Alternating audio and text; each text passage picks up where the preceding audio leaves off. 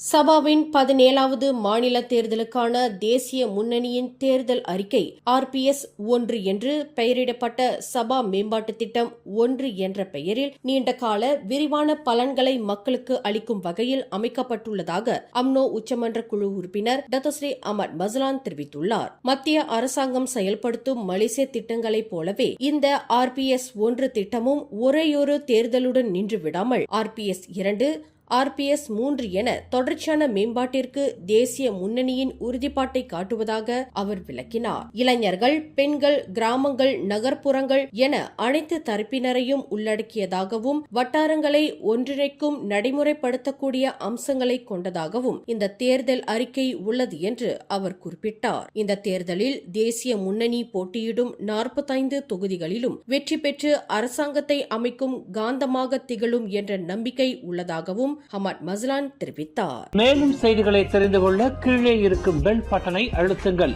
உங்கள் மகிழ்ச்சியை வெளிப்படுத்த லைக் மற்றும் ஷேர் செய்யுங்கள். தொடர்ந்து திசைகளோடு இணைந்திருக்க சப்ஸ்கிரைப் செய்யுங்கள்.